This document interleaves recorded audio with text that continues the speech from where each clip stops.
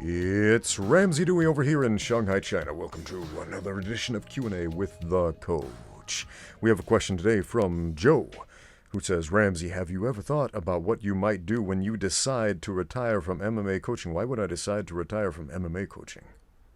Why do you take that as a foregone conclusion that I'm going to just decide, you know what, I've decided I want a career change. I'm going to stop doing what I love doing. Anyway, let's read the rest of this question, see where it goes. I know you definitely have phenomenal speaking and communication skills that can seamlessly translate into a great corporate or college-level trainer or instructor position. A lot of people ask me why I first moved to China, and I first moved to China to teach at a university, believe it or not, at Shanghai Normal University, Shanghai Shifan Dashui. And yeah, I worked there for several years, while also training in mixed martial arts and opening up my first gym here in Shanghai. But yeah, I've done the whole college thing already, so I don't see a whole lot of reason to go back to that, to be honest. But let's see what else Joe has to say. You could seamlessly translate this skill into a great corporate or college-level trainer or instructor position with excellent earnings potential. Did it have excellent earnings potential? Not that one. On the corporate side, is this a job offer? If this is a serious job offer, let me know. Email me at ramseydewey@gmail.com if you got a serious corporate job offer with some serious financial potential, and I'll hear you out, hear what you have to say. The reason is that you have near perfect English. Well, it is my native and ancestral language, so I guess that makes sense. And speak in a calm, direct, and expressive manner that students can listen and retain the content you're presenting to them. That's just my opinion from watching your many videos. Well, Joe, I appreciate the kind words. I know I'm riffing on it a little bit, but I appreciate the kind words, and I appreciate you thinking that I've got talents that transcend martial arts. Our next comment, this isn't a question, it's a comment, comes from Basement Dweller Opinions, who says, Ramsey, you putting on a little weight, my friend, ! In regards to a previous video, we tested Jack Dempsey's How to Fight Tough World War II Combatives, and yeah, since the last time you saw me in the gym before the city of Shanghai was locked down for several months, I weighed a little bit less, and now I weigh a little bit more. I weigh in excess of 100 kilograms. Making some gains, bro. Anyway, I put on a little bit of weight. What did I weigh before? I don't remember exactly. I think I weighed about 94 kilos, and now I weigh over 100. I'm not sure how much over 100. I say over 100 kilos because I found out that my digital scale, in spite of having the display option to show triple digits, will not. It refuses to. So once it goes past 99.9, it starts displaying nonsense symbols in front of me, which I can just assume is robot for get off me, fatty.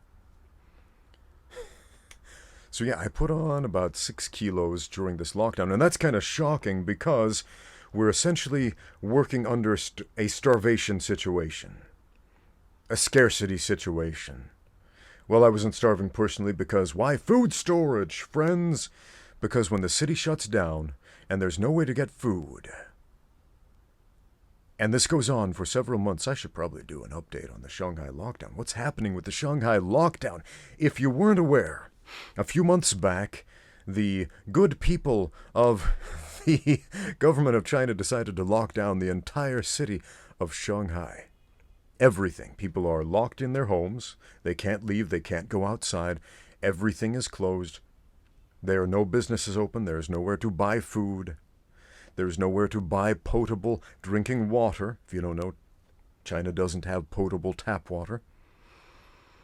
And so you're kind of stuck with what you have. So those who had food storage did okay. Those who did not suffered. People died, man. Some people suffered, some people did not make it, man. Weird situation. Anyway, so every single day, everybody was tested for COVID-19, and those who tested positive were taken off to concentration camps. COVID camps. Like people in schools, in tents, in shipping containers, out on the streets, packed in there, concentrated. That's a concentration camp. And they had to stay there until, apparently until they didn't have COVID anymore, I guess. Anyway, that's a thing that happened. And it was a crazy time here.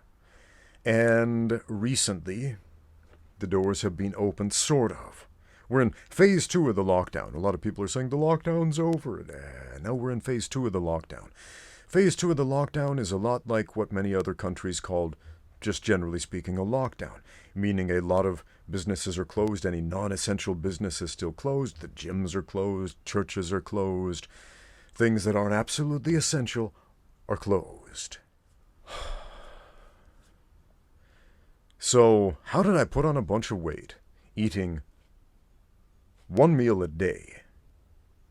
It had a lot to do with water, believe it or not. So, I went from this point where I was eating 6 meals a day, in excess of 5,000 calories a day to maintain that 94 kilo fairly lean physique. And I was doing, I would call it an exorbitant amount of exercise. So, an average day, a lot of people ask me, Ramsey, what does an average day look like for you at the gym? An average day looked something like this. I would do basically one open mat or one open sparring session a day, generally 2 hours of consistent rolling, grappling, or sparring, MMA sparring or kickboxing. So I'd do one of those almost every day. In addition to that, I would do a strength and conditioning session, generally 90 minutes to 2 hours of weight training, strength training. And in addition to that, I would teach a bunch of classes, 2 to 3 classes a day. And on top of that, I would also do an average of 1 or 2 private training sessions a day. So that's a lot of moving. And these are very active sessions. I'm not just sitting there on my butt saying, go do this, go do that. Like I'm actively participating in every step of the process. It's very physical, very demanding. So I was eating about 5,000 calories a day just to maintain this 94 kilo physique. So I went to this scarcity diet to try to conserve food and conserve water for not just myself, but my kids and my wife, to make sure they had enough water to drink and enough food to eat. Water was my main concern. I mean, we had plenty of food for, we could stretch that out 2-3 months, but water. Potable water is a big issue.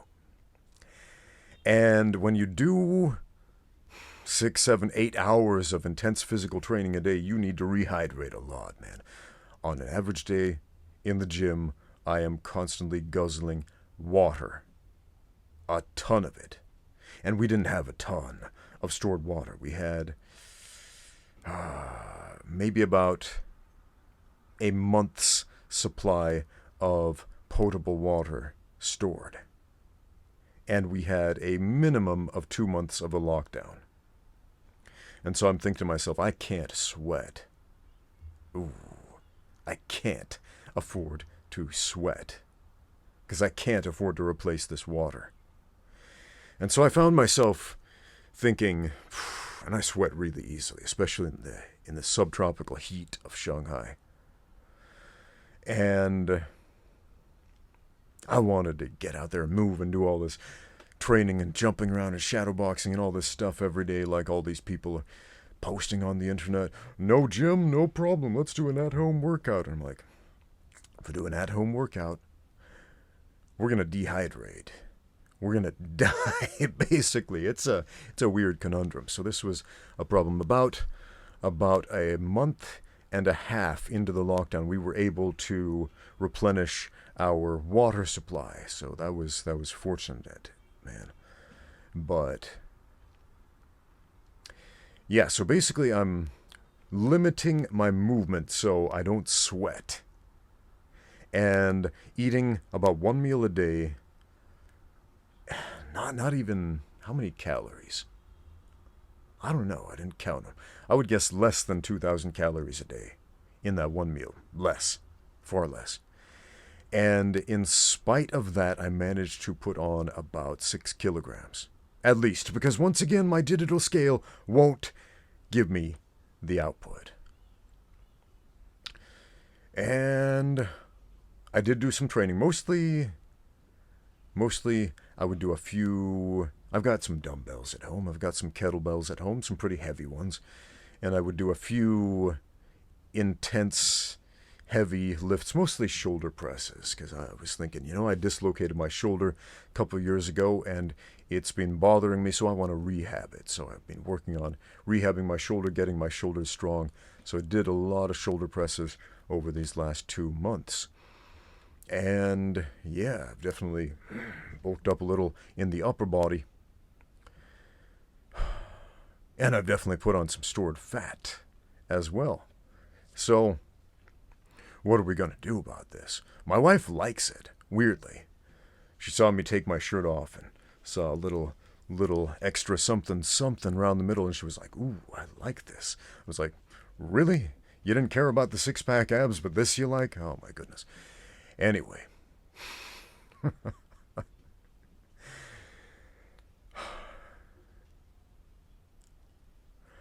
So yeah, I put on about 6 kilograms while eating substantially less and moving substantially less. But we got water now, so we're moving a lot more now. So now my mind is thinking, I want to keep these upper body gains, though. I don't want those to go away. It's tough when you do essentially an 8-hour marathon, 6 to 8 hour marathon every day, training marathon. It is tough to put on weight. And it's tough to maintain that weight. The amount of eating is insane. I mean, I've made some videos about how much I've had to eat to maintain that kind of weight with this type of schedule. Thank you for watching. Now get out there and train.